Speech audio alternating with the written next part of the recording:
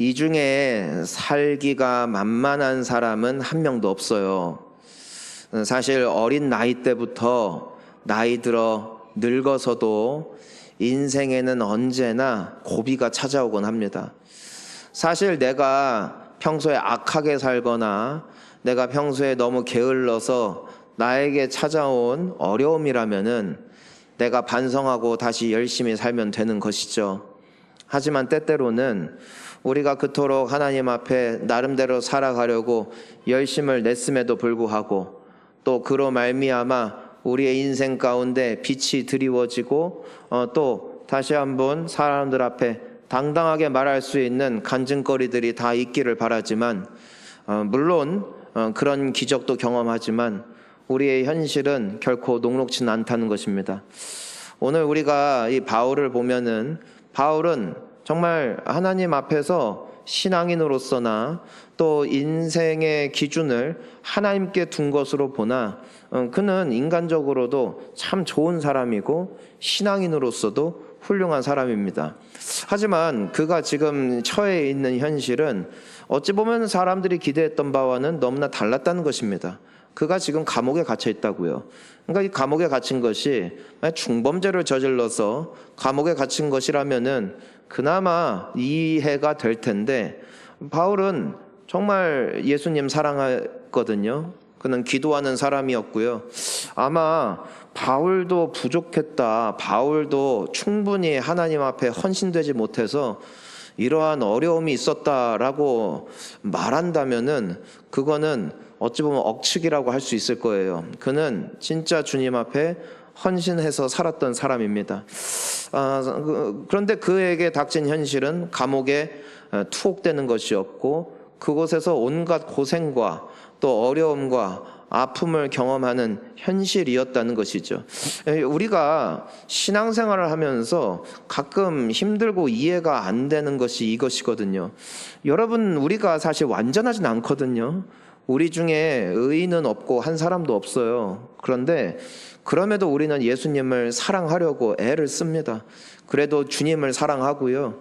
그래도 예수님 때문에 한 번이라도 더 참고 한 번이라도 더 넘어가고 예수님 때문에 내가 10번 지을 죄 그래도 한 번이라도 덜 지으려고 하고 내가 그래도 남 용서 못하더라도 예수님 생각해서 내가 그래도 한 번 더 이 악물고 넘어가 준 적이 한두 번이겠습니까? 아마도 예수님을 믿지 않는 사람들보다도 예수님을 믿는 여러분들이 하나님께서 보시기에도 훨씬 존귀하고 복받을 만한 사람들일 거예요. 그런데 우리 역시도 녹록지 않은 현실을 마주한다는 것입니다.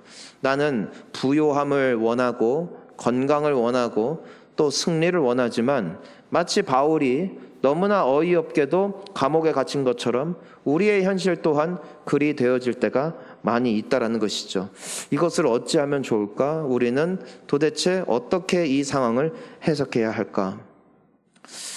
성경은 그 모든 것을 다 알려주진 않지만 적어도 우리가 한 가지 아는 것은 있습니다. 그건 뭐냐면은 바울이 굉장히 억울하게 감옥에 갇혀 있는 순간 가운데서도 그는 이 빌립보 교회 성도들에게 보내는 편지를 통해서 그의 마음 상태를 이렇게 고백합니다. 나의 마음에 기쁨이 충만하다.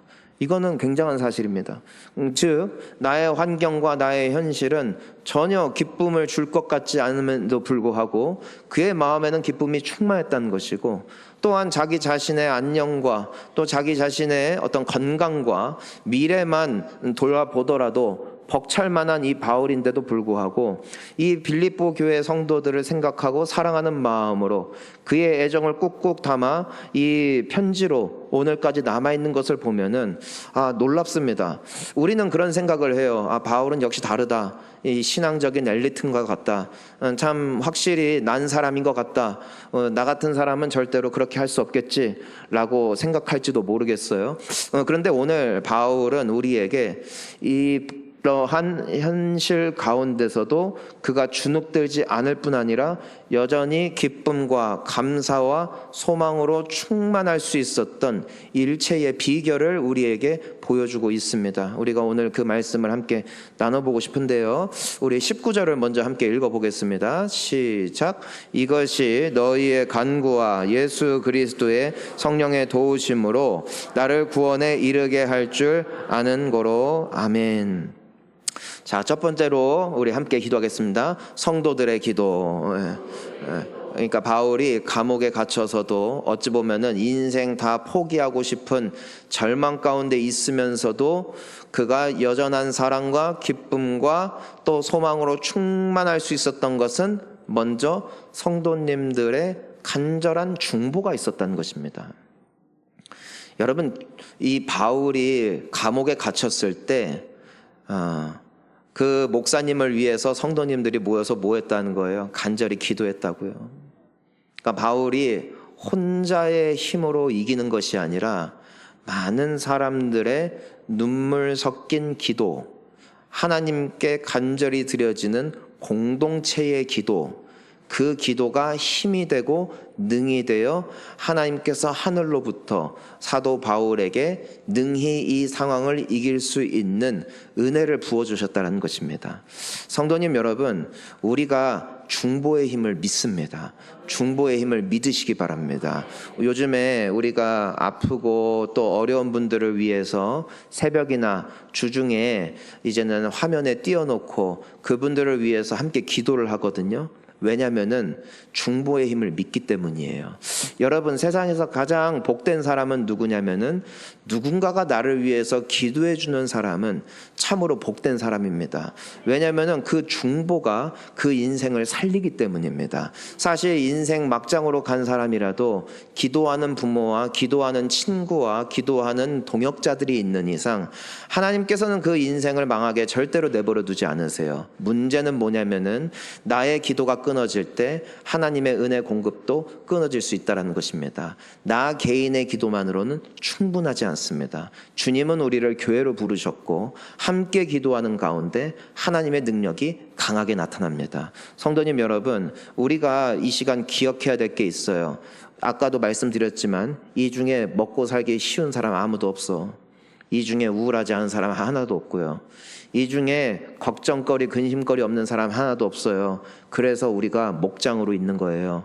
목장은요, 모여서 같이 밥 먹고 놀러 다니라고 목장으로 묶어주는 것이 아니라 목장은 함께 모여서 서로를 위해서 기도하는 자리입니다. 서로를 위해서 중보하는 자리입니다. 여러분, 우리가 이렇게 공동체로 모여 있잖아요. 우리 옆에 있는 사람들 있잖아요. 이렇게 보면은 괜찮아 보이죠? 이 사람들 오늘도 살아나온 게 기적이야. 여러분, 살아내는 거 쉽지 않아요. 여러분은 늙어 죽을 자신 있으세요? 정말 이 인생 잘 살 자신 있어요? 여러분, 교회 끝까지 다닐 용기 있어요? 이쯤 되면 힘 빠지지 않아요? 우린 다 그래요. 저도 그래요. 그래서 우리는 서로 위해서 기도해 줘야 돼요. 하나님께서 우리를 여기까지 인도하신 데에는 절대 우연이 있는 것이 아니라 하나님은 언제나 기도를 통해 움직이십니다. 그것이 하나님의 특징이에요. 하나님은 우리가 아무것도 안 한다고 해서 알아서 뒷바라지 해주시는 분이 아니라 하나님은 기도를 들으시고 그 기도에 응답하기 위해서 지금도 움직이는 분이시라고요. 내가 가족을 위해서 기도하고 자녀를 위해서 기도하고 서로를 위해서 기도하는 가운데 하나님의 움직이심이 그 인생 가운데 함께하는 것이고 그로 인하여 우리는 설 수가 있는 것입니다. 성도님 여러분, 결코 옆에 있는 사람을 혼자 내버려 두지 마십시오. 그들의 은혜의 통로를 여러분들의 기도를 통해서 활짝 열어주셔야 됩니다. 여러분들의 부모를 위해서 기도해 주셔야 되고 여러분들의 배우자와 자녀들을 위해서 기도해 주셔야 됩니다. 여러분들의 자녀들을 위해서뿐만이 아니라 여러분들이 봉사하고 있는 그곳에 있는 사람들을 위해서 서로 중보해야 할 것입니다. 사도 바울은 그 감옥의 어려움 가운데 있으면서도 불구하고 버텨내고 견뎌내고 살아갈 수 있었음은 그 개인의 능력으로 가능했던 것이 아니라 누군가의 기도가 있었습니다. 있었기 때문임을 그는 고백하고 있는 것이죠. 여러분, 여러분들의 기도가 하늘에 닿고 여러분들의 기도가 우리 본향교회에 다니는 모든 성도님들을 살리는 능력이 되어지는 줄 믿으시기를 바랍니다. 그러니 나를 위해서뿐만이 아니라 서로를 위해서 중보하는 우리 모두가 되어질 때 우리도 이 어려운 현실을 잘 딛고 넘어갈 수 있는 은혜를 입게 되어질 줄 믿습니다. 두 번째, 무엇이 있었냐면은 예수 그리스도의 성령의 도우심이 있었다. 자, 따라하겠습니다. 성령의 도우심. 자, 잘 들으세요. 중보로는 충분하지 않습니다. 여러분들 소위 여러분들의 배우자나 자녀나 부모를 위해서 기도합니다마는 타인의 기도만으로 여러분은 설 수가 없습니다. 생각을 해보세요. 여러분들이 얼마나 많은 분들을 위해서 기도하냐는 겁니다. 하지만 그 인생이 바뀌는 것은 또 다른 문제입니다. 성도들의 기도가 있다 하여 나는 기도하지 않아도 되지라며 바울은 감옥살이를 힘겹게 감당하고 있지는 않았습니다. 그는 감옥 안에서도 주님께 기도했던 사람입니다. 기도하면 성령의 충만함을 받고 성령의 도우심을 경험하게 되어 있습니다. 내가 타인을 위하여 올려드리는 하나님의 능력이 바울에게 필요했지만 또한 바울에게 필요했던 능력은 성령의 도우심이었다는 것이에요. 여러분, 성경에 보면은 그런 말씀이 있어요. 주의 이름을 부르는 자는 구원을 얻으리라 이거예요. 여러분, 무슨 말이냐면은 내가 예수님의 이름을 부르기만 하면은 내가 죽어서 천국 간다는 것이 아니에요. 우리는 지금도 지옥 같은 시궁창에 산다고. 우리는 각자의 갈등과 어려움이 있다고. 없는 사람이 한 사람에도 있냐고. 여기서 먹고 살만하고 편하고 내가 하는 일이 잘 되고 내가 생각하는 바가 다 이루어지는 인생이 여기에 한 사람이라도 있다면은 과연 우리가 교회에 올까? 우리가 과연 하나님께 기도할까? 이겁니다. 그런 사람은 하나도 없습니다. 우린 다 힘들어요. 이 중에 괜찮은 사람은 한 명도 없어요. 하지만 오늘의 지옥 같은 시궁창 같은 현실 속에서도 주의 이름을 부르는 자를 주님은 구원하신다는 것입니다. 내가 괴롭고 힘들 때 사람의 이름을 부르고 의사의 이름을 부르고 내가 약을 찾고 내가 병원 가서 치료를 받는 거 물론 이것도 중요하겠지만 나의 영혼을, 나의 마음을 생명과 기쁨과 감사와 소망으로 구원하실 수 있는 유일한 이름은 오직 주님밖에 없음을 믿으시길 바랍니다. 주의 이름을 부르는 자는 구원을 얻는다는 것이 이 말씀인 것이에요. 여러분, 오늘만이 아니에요. 우리는 내일도 있어요. 오늘 하루 기분 좋게 넘어갔다 할지라도 내일 어떤 일이 나의 삶 가운데 이루어질지 아무도 모른다고. 내가 교회에 나와 예배를 드리고 말씀을 듣고 찬양을 부르며 기도를 하면은 내 마음이 조금 풀어져요. 그것이 구원이에요. 구원은 천국으로 향하는 절대적인 구원이 있지만 오늘도 주의 구원의 손은 결코 짧지 아니하고 오늘도 나에게 새 힘을 주시는 여호와의 능력이 임할 때 우리는 현실을 이겨나갈 수 있더라는 것입니다. 자, 한번 따라하겠습니다. 주여! 자, 크게 따라해요. 주여! 예, 주의 이름을 부르는 자가 구원을 얻는 것이에요. 내가 현실을 묵상하고 사람을 묵상하고 나의 처지를 묵상하면 묵상할수록 나의 영혼은 점점 더 깊은 지옥으로 빠져들게 되는 것이에요. 거긴 사망밖에 없어요. 내가 그러한 어려움이 있을 때마다, 걱정이 날 때마다, 눈물이 날 때마다, 한탄이 생길 때마다, 두려움이 찾아올 때마다 그 늪에 빠지지 아니하고 주의 이름을 부를 때에 주의 이름을 부르는 자를 주님은 오늘도 살리시는 줄 믿으십시오. 우리는 예수가 매 순간 필요한 거예요. 그래서 성경은 우리에게 쉬지 말고 기도하라고 하는 것이에요. 기도하라는 것은 웅장하고 거창하고 화려한 기도문을 읊조리는 것을 말하는 것이 아니라 기도는 어찌 보면 너무나 단순하고 짧은 거예요. 따라할까요? 주여, 나를 구원하소서. 주여, 나를 살려주시옵소서. 기도는 화려하고 웅장한 것이 아니에요. 주를 찾는 그 자리가 기도의 자리라는 것입니다. 베드로가 풍랑 가운데 빠져들어가고 있을 때 그의 외마디 외침은 너무나 짧고도 강렬했던 것이죠. 그는 하나밖에 없어요. 두 손을 주님을 향하여 높이 들고 그 풍랑 위에 서 계시는 예수님께 외치는 것이죠. 주여, 나를 구원하소서요. 주여 나를 구원하소서예요. 여러분, 예수님이 뭐 하세요? 그 손을 즉시 내밀어 그의 손을 잡아주신다고요. 우리가 왜 풍랑에 빠지는 것이에요? 우리 인간이거든요. 우리는 무리를 걷지 못해요. 우리는 현실 위를 걷지 못해요. 사람은 할 수가 없어요. 하지만 예수님은 풍랑 위에 서 계세요. 예수님은 풍랑에 영향을 받지 않으세요. 내 인생이 다 흔들리는 것 같다 할지라도 예수님은 오늘 이 순간도 든든하게 서 계시고, 누구라도 그의 이름을 부르는 자들의 손을 잡아주시고 일으켜 세워주시고 다시금 살 수 있는 은혜로 인도하시는 예수님이 오늘 우리가 경배하고 예배하고 찬양하는 예수 그리스도이십니다.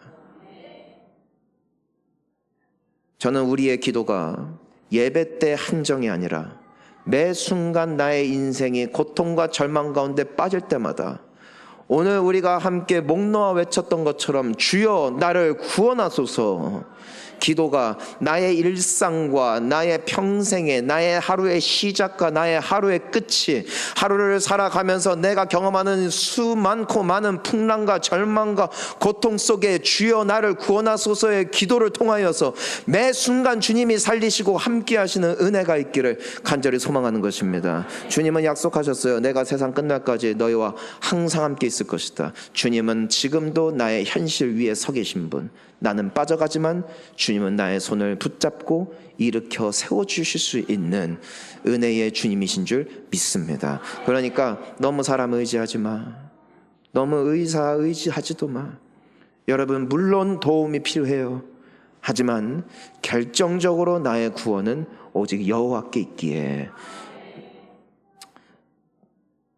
그리스도의 성령의 도우심으로 나를 구원에 이르게 하신다는 바울의 고백이 또한 우리의 고백이 될 수 있기를 소망합니다. 왜냐하면 바울의 그 기도를 들으시고 함께 하신 주의 성령의 능력이 오늘날에도 동일하기 때문이고 오늘날에도 유효하기 때문이고, 나는 빠져들어가며 주님을 찾지 않을 때는 나 홀로 외롭게 빠져가는 것 같지만 주의 이름을 부를 때 비로소 깨닫습니다. 주님은 내 앞에 계셨고 주님은 나를 떠나지 않으셨고 내가 찾을 때마다 붙잡아 주셨다. 기억하셔야 돼요. 주님은 내가 찾을 때 응답하시고 내가 문을 열 때 들어오시는 거야. 내가 문을 닫으면 안 들어오셔. 그분은 기다리신다고, 찾을 때까지 기다리신다고. 하지만 우리가 약속을 주세요. 나를 찾는 자는 살아날 것이다. 나를 붙잡는 자는 살아날 것이다. 수고하고 무거운 짐진 자들아, 우리를 향한 부르심입니다. 우리는 다 수고해요. 우리는 다 무거운 짐이 있어요. 물질의 짐이 있어요. 건강의 짐이 있어요. 가족의 짐이 있어요. 배우자의 짐이 있어요. 인생의 짐이 없는 인생은 하나도 없어요. 학생들도 다 학업의 짐이 있어요. 인기의 짐이 있어요. 인정의 짐이 있어요. 주님은 우리를 초청하세요. 그리고 예수를 믿는 자는 구원을 얻는다는 것이에요. 왜요? 예수를 믿고 그 부르심에 응하기 때문이에요. 믿으니까 응하는 거예요. 믿으니까 아멘하는 거예요. 믿으니까 주여 나를 구원하소서 기도할 수가 있는 것이에요. 믿지 않으니까 기도하지 못하는 거예요. 귀찮다고 못하는 거예요. 주의 이름을 부르면 구원을 얻고 수고하고 무거운 짐을 진 모든 이들 누구라도 주의 이름을 부르며 나아갈 때 주님은 우리에게 쉼을 주십니다. 현실은 비록 각박하고 비록 바울이 지금 이 순간도 감옥에 갇혀서 온갖 고초와 어려움과 역경을 맛봐야 했지만 그가 여전히 구원의 상태를 유지할 수 있으며 그가 여전히 기쁨을 유지할 수 있는 이유는 성도들의 중보와 내가 끝까지 주님을 붙잡는 그 외침이 있었기 때문인 줄 우리는 믿어야 할 것입니다. 동일하신 하나님이 우리의 하나님이시니 눈앞에 계신 그분의 도우심을 외면하지 마시고 그분의 손길을 외면하지 마시고 그분의 이름을 부르세요. 그분의 이름을 부르세요. 그냥 많이 기도하지 마. 다 따라합시다. 주여 나를 도와주세요. 주여 나를 구원하소서. 네. 얼마나 심플해요. 그때마다 잡아주실 거예요. 그때마다 힘 주실 거예요. 그렇게 사세요. 그렇게 넘어가실 수 있기를 주의 이름으로 축복합니다. 성도들의 기도, 또 내가 주님을 붙잡는 기도도 너무나 중요하지만 한 가지가 더 있습니다. 그것은 바로 인생의 목적, 신앙의 목적을 분명히 하는 데 있습니다. 우리 20절 말씀을 같이 읽어볼게요. 시작. 나의 간절한 기대와 소망을 따라 아무 일에든지 부끄러워하지 아니하고 지금도 전과 같이 온전히 담대하여 살든지 죽든지 내 몸에서 그리스도가 존귀하게 되게 하려 하나니. 자 기억하세요. 바울의 기도가, 그리고 바울의 인생의 목표가, 그리고 내가 기도하고 있는 목적이 감옥에서 나가는 것이라면 여러분들에게 말씀드릴게요. 그 기도 응답 안 됐습니다. 만약에 바울의 기도와 바울의 신앙의 목표가 오래오래 장수하며 이 땅에서 돈 많이 벌고 많은 사람들한테 부러움의 대상이 되다가 아주 오래오래 건강하게 질병 하나 없이 살다가 죽는 것이 바울이 가지고 있었던 믿음의 결론이었다면 여러분, 바울은 실패했습니다. 바울은 끝끝내 감옥에 갇혀 있었고 그는 결과적으로 감옥에서 모든 사람들한테 외면당한 채 목 잘려 죽었습니다. 바울은 주님을 위해서 헌신했고 주님께 기도했고 주님을 위해서 살았습니다. 하지만 그는 많은 질병을 가진 사람이었습니다. 그는 간질로 말미암은 발작 증상이 있었고 그는 안과에 대한 많은 그 문제들이 있었기 때문에 그는 때때로 앞을 보지 못했고 그는 때때로 그 눈에서 나오는 온갖 이물질 때문에 제대로 된 사역도 감당하지 못할 때도 있었습니다. 아이러니하지 않습니까? 누가 바울보다 더 기도하겠고 누가 바울보다 더 헌신하겠습니까? 그럼에도 불구하고 하나님은 어디 있었을까? 최근에 저희 교회 어느 집사님을 통해서 한 가지 소식을 들었는데 너무 아픈 소식이었어요. 여기 다른 교회, 우리 서산 지역에 있는 어느 교회 권사님이셨는데 그분이 평생 새벽제단을 쌓았던 분이에요. 평생 수십 년을. 여러분, 교회에 그런 분들이 계세요. 그런 분들이 계셔서 교회가 유지가 되는 거거든요. 여러분, 평생 봉사했고 평생 새벽제단을 쌓았다고, 평생 기도했다고. 여러분, 그러면은 우리가 바라는 바가 뭐예요? 우리가 기대하는 결과가 뭐예요? 자식들도 잘 되고 권사님도 아주 건강하고 아주 그냥 물질의 복도 받아서 평생 걱정 없이 살다가 정말 어느 날 그냥 마치 그냥 걸어 다니다가 아니면 기도하다가 건강하게 사시다가 하루아침에 천국 갔다 하면은 위로가 되지 않겠어요? 그래도 그렇게 돼야 되지 않겠어요? 근데 며칠 전에 새벽 제단을 쌓으시려고 걸어서 교회 다니셨나 봐요. 예.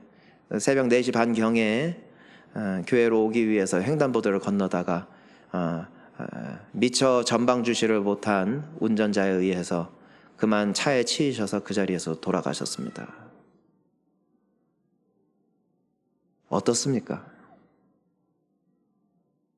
하나님은 어디 있을까?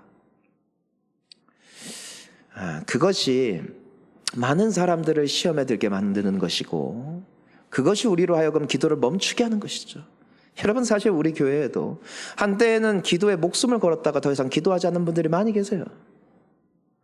한때는 예배를 너무나 소중하게 여겼던 분들 중에 더 이상 예배하지 않는 분들이 너무나 많이 계세요. 왜요? 내가 예배드리면 무엇을 하는가? 내가 기도를 하면 무엇을 하는가? 내 주변에 그토록 내가 간절히 기도했던 제목들이 너무나 처참하게 다 무너지고 내가 소원했던 바가 하나도 이루어지지 않으니 그로 말미암아 시험에 빠져 더 이상 기도하지 않게 되는 분들이 한둘이겠습니까? 어쩌면 이 빌립보 교회 성도들이 직면했던 현실도 그러했어요. 바울 목사님처럼 누가 더 헌신했는가? 저분처럼 우리를 위해서 헌신한 분이 누가 계셔? 저분처럼 주님을 위해서 산 사람이 누가 있어? 그런데 현실은 뭐라고? 감옥에 갇혔다고요. 그런데 바울은 혼자 평안해. 바울은 흔들리지를 않아요. 바울은 사실 그의 기도에는 내가 죽기를 원합니다. 살기를 원합니다. 그건 미안하지만 바울에겐 안중에도 없어. 그는 뭐라고 지금 고백하고 있냐면은 내가 죽든지 살든지 상관없대. 내가 감옥에서 나가냐 못 나가냐, 내가 건강하냐, 내가 돈이 많으냐 적으냐, 이것이 바울에게는 전혀 관심의 대상이 아니에요. 그의 관심은 딱 하나밖에 없어요. 내 몸에 그리스도가 존귀하게 되는 것이다.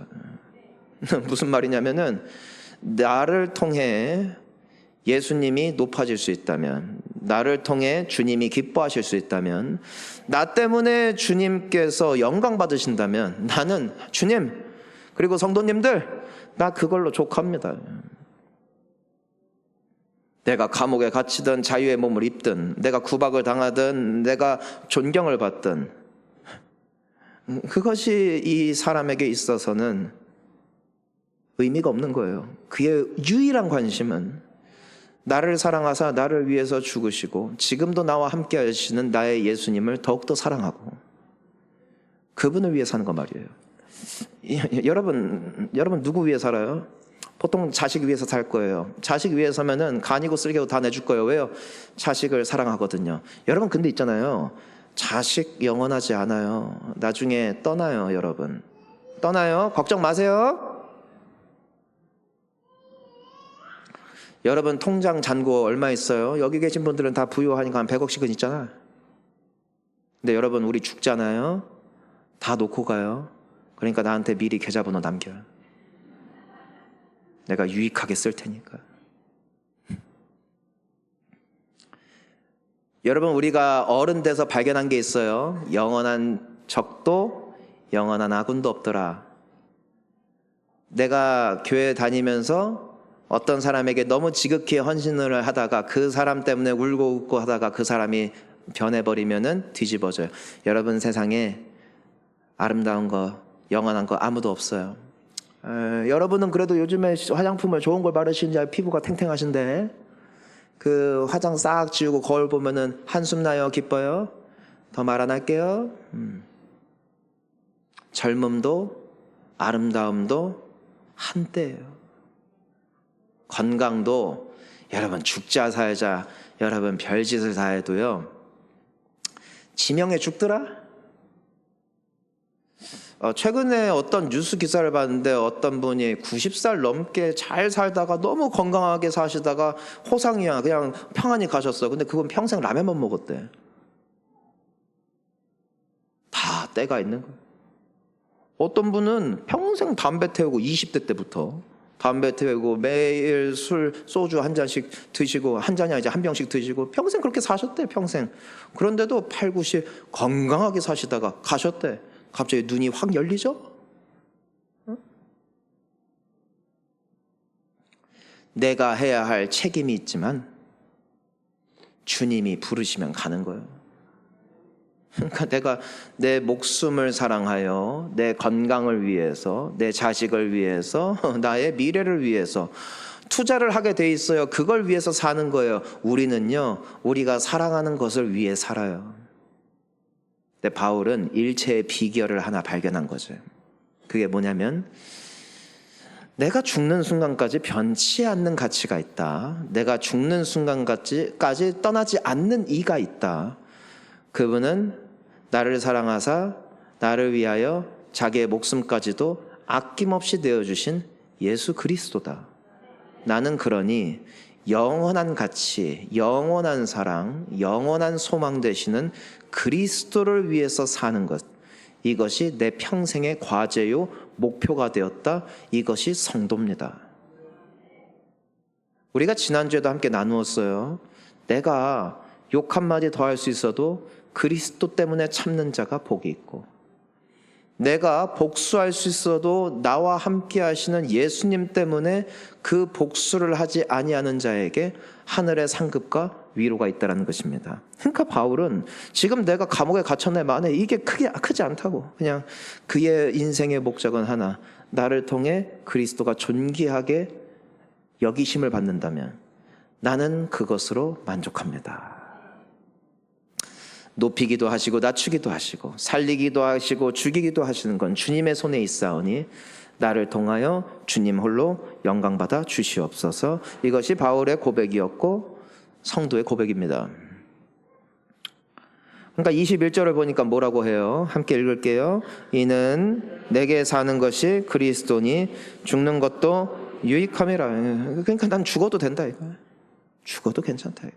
왜요? 내가 주님을 목적으로 두고 사는 이상 나의 죽음까지도 주님은 합력하여 선을 이루실 테니까. 우리 지난주에도 함께 나눴죠? 나 감옥에 갇혀서 현실은 녹록치 않지만 내가 감옥에 갇힘으로 인하여 오히려 교회가 더 부흥하고 성도들이 더 사랑하고 더 간절히 기도하면서 주님을 향하여 열심을 내고 있으니 이로 말미암아 나는 기뻐하고 또 기뻐하리라 이거예요. 내가 잘 되는 것이 목적이 아닌 나를 통하여 주님이 높임을 받으시고 나를 통하여 나의 주변에 있는 누군가가 살아나는 것, 이것이 그의 목적이 되어지니까 괜찮더라는 것이에요. 성도님 여러분, 시험 들지 마시기를 바랍니다. 우리가 왜 시험에 드냐면은 인생의 목적을 잘못 두기 때문이에요. 하나님은 주기도 하시고 거두기도 하세요. 높이기도 하시고요, 낮출 때도 있으세요. 세상은 변해요. 영원하지 않다니까요. 하지만 그리스도는 영원합니다. 예수는 영원합니다. 그분을 위해서 사는 자는 후회도 없고 실망도 없어. 왜? 내가 감옥에 있든지 내가 집에 있든 간에 사람들은 내가 자유의 몸일 때 내 곁에 있어주지만 감옥에 있으니까 아무도 내 곁에 안 있어주잖아. 하지만 그때도 지금도 나와 함께 하시는 예수 그리스도께서 계시니 그분으로 인하여 감사하고 만족하며 사는 삶이 진정한 행복입니다. 물론 바울이 초인적인 사람은 아니에요. 그도 현실의 어려움을 알아요. 우리 22절 한번 볼까요? 그러나 만일 육신으로 사는 이것이 내 일의 열매일진데 무엇을 택해야 하는지 나는 알지 못하겠노라. 그러니까 이 바울도 뭐라고 말하냐면은 지금 내가 그렇게 헌신한 결과가 이 정도가 된 것을 보면 나도 참 헷갈린다 그거예요. 이렇게 사는 게 맞는 건지 죽는 게 맞는 건지. 23절 보세요. 그래서 바울의 솔직한 고백을 보세요. 읽습니다. 내가 그 둘 사이에 끼었으니 차라리 세상을 떠나서 그리스도와 함께 있는 것이 훨씬 더 좋은 일이라 그렇게 하고 싶으나. 그러니까 바울도 살고 싶었다 차라리 죽고 싶었다. 차라리 죽는 게 낫다. 여러분은 안 그래요? 여러분 죽고 싶어요? 살고 싶어요? 물론 살고 싶지. 그런데 이 땅은 아픔이 너무 많아요. 여러분, 이 세상은 천국이 아니에요. 영원한 천국이 우리를 기다리고 있어요. 그리고 주 예수를 모신 삶에는 주님의 나라가 임합니다. 그것이 바울이 경험하는 천국이에요. 그는 감옥이나 일상생활이나 높은 자리나 낮은 자리나 그는 늘 천국을 유지한 거예요. 왜요? 주 예수와 동행하니 그 어디나 하늘나라. 예수를 모신 삶이 천국이고 예수가 다스리시는 인생이 하늘나라인 줄 믿으십시오. 우린 보통 돈이 다스리고 나 자아가 다스리니까 인생이 파탄나고 지옥이 되는 거예요. 하지만 어떠한 환경도 어떠한 현실도 무너뜨릴 수 없는 진정한 천국은 주님이 임재하신 인생 가운데 나타난다는 사실이에요. 그러니까 그럼에도 바울도 힘든 거예요. 그래서 차라리 세상 떠나서 예수님과 있는 게 더 좋겠다. 그럼 아프지도 않겠지. 거긴 눈물도 없겠지. 거긴 더 이상 고통도 없겠지. 그런데 바울이 끝끝내 살아내는 이유가 있어요. 끝끝내 하나님이 부르실 때까지 견뎌내는 이유가 있어요. 그건 24절이에요. 한번 읽어볼게요. 내가 육신으로 있는 것이 너희를 위하여 더 유익하리라. 아멘. 자, 보세요. 바울이 뭐라고 고백했어요? 내가 사는 것, 내가 사는 목적이 예수님이니 내가 죽어도 유익하다라고 했잖아요. 근데 예수님을 위해서 산다는 것은 주님을 따라간다는 것이거든요. 근데 여러분 이런 생각을 해봅니다.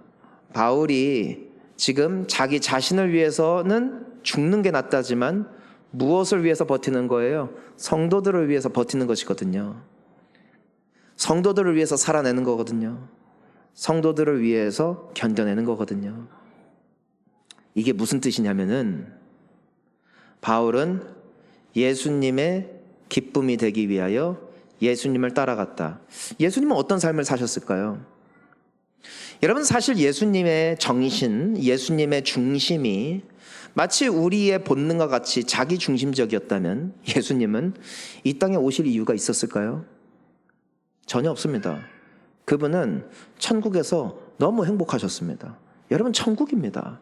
거기는 고통도 눈물도 한숨도 없는 곳입니다. 여러분, 천국은 이 땅과는 너무나 다른 곳입니다. 예수님은 하나님이세요. 예수님은 이 천지를 지으신 분이세요. 영원 전부터 영원 후까지 영원토록 영광 받으시고 찬양 받으시고 또 영원히 존재하실 이는 예수님이세요. 그분은 하나님이시라고요. 만약에 예수님이 개인만의 유익을 위해 존재하는 분이셨다면은 그분은 하늘에서 내려올 필요가 없는 것이죠. 근데 예수님이 인간의 몸을 입고 이 땅 가운데 오셨습니다. 하나님이신 그분이 사람의 모습으로 이 땅에 오십니다. 그분은 하나님이셨지만 동시에 인간으로서 이 땅에 살아가는 모든 사람들이 겪어야 할 고통과 눈물과 상처와 한숨을 하나도 빠짐없이 다 경험하는 삶을 사셨어요. 그분은 말구유에서 남들보다 더 초라한 자리, 가장 낮은 자리에서 탄생하셨죠. 하나님이 말입니다. 그분은 육신의 아버지였던 요셉이 그가 아직 어렸을 때 이미 세상을 떠난 것 같아요. 그가 장남이었거든요. 당시로서는 여성들이 일을 할 수가 없어요. 그러니까 아버지의 업을 이어받아 그는 어려서부터 목수로서 그 집안의 생계를 책임지는 가장으로서 사셔야 했다고요. 얼마나 힘드셨을까요? 10대 예수 말입니다. 그 와중에도 그분은 열심히 성경을 읽으시고 탐독하시고, 여러분, 그분이 인간의 몸을 입지 않으셨다면 성경을 읽고 암송하고 외울 필요가 전혀 없어요. 왜요? 그분 자체가 말씀이시니, 그분 자체가 선포하시는 모든 것이 하나님의 말씀인데 말씀을 읽을 필요가 뭐가 있어요? 그분이 말씀하시면 끝인데. 하지만 그분은 인간으로서 우리 모두가 고뇌하며 한숨 쉬며 어거지로 머릿속에 그 지식을 밀어넣어야 하는 그 학생들의 고생도 이분은 다 거쳐가셔야 했습니다. 그분은 밤낮 없이 어려운 이웃들을 찾아가셨어요. 여러분, 예수님은 행복한 분이셨어요. 예수님은 언제나 하나님과 교통하셨다고요. 하나님만으로 그분은 만족하는 분이셨어요. 하지만 그분은 새벽에 일찍 일어나 기도하시고 동이 트면은 사람들을 찾아가 그들을 만나셨어요. 그들을 위로하셨어요. 그들에게 용기를 주셨어요. 그들을 위해서 기도해 주셨어요. 그리고 결과적으로 그분은 우리를 위해서 채찍을 맞으시고 우리의 죄 때문에 사람들에게 뺨을 맞으셨고 침뱉음을 당하셨으며 온갖 모욕과 수치, 그분은 십자가에 달려 돌아가실 때 우리가 성화를 보면은 예수님의 하의 정도는 가려놓은 것처럼 표현이 되어 있지만 여러분, 실상은 발가벗겨졌어요. 인간의 존엄성, 인간의 인권 따위는 철저하게 무너진 그 십자가에 오르셨어요. 그분은 사람이 겪을 수 있는 최악의 고통을 십자가상에서 다 당하셔야 했고요.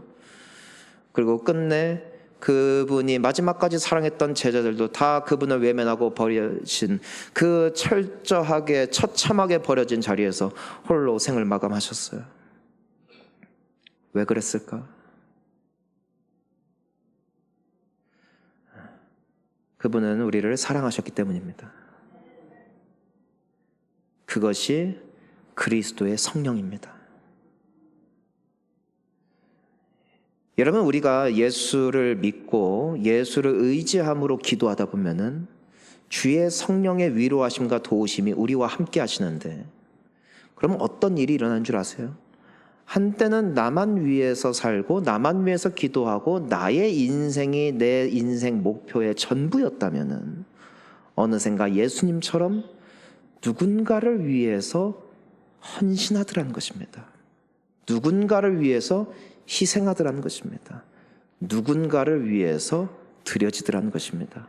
왜냐하면 그것이 바로 예수님이 걸어가신 길이요, 그것이 바로 성령님께서 우리의 가운데 역사하실 때 나타나는 결과이기 때문입니다.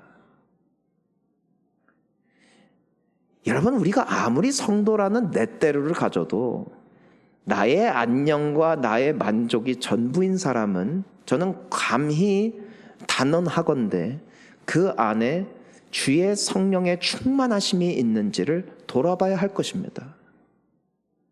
왜냐하면 적어도 바울을 통해서 발견할 수 있는, 예수 그리스도의 일생을 통해서 발견할 수 있는 예수가 함께 하시는 인생에는 바로 그와 같은 현상과 특징들이 드러나기 때문입니다.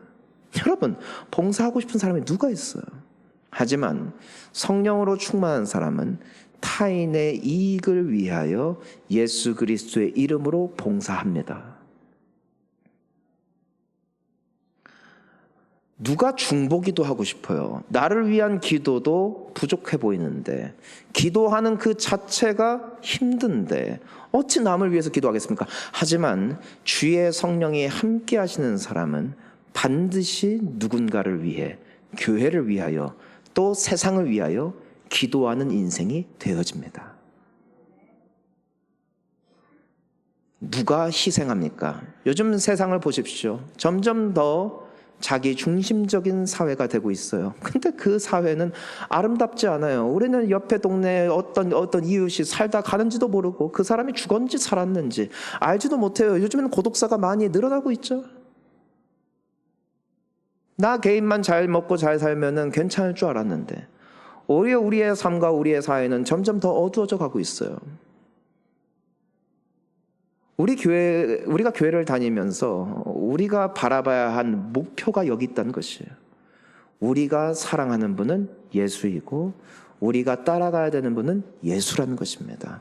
성령 충만함으로 나만을 위한 삶이 아닌 누군가를 위하여 헌신하고 희생할 줄 아는 삶, 그것이 우리가 걸어가야 되는 길이라는 것입니다. 놀라운 사실은 우리가 바울도 결국에는 내가 육신으로 있는 게 너희를 위해 유익하다, 그러니까 나를 위해 유익이 아니라 니네를 위해서 유익하다 라면서 우리 마지막으로 25절과 26절 함께 읽습니다. 내가 살 것과 너희 믿음의 진보와 기쁨을 위하여 너희 무리와 함께 거할 이것을 확실히 아노니 내가 다시 너희와 같이 있으므로 그리스도 예수 안에서 너희 자랑이 나로 말미암아 풍성하게 하려 함이라. 아멘. 바울의 그 헌신을 통하여 누군가가 예수를 알게 되었고, 누군가가 예수를 붙잡게 되었고, 누군가가 예수를 더 사랑하게 되었다. 결국 나의 삶은 헛된 것이 아니었다. 그리고 하나님이 상급 주실 것이다.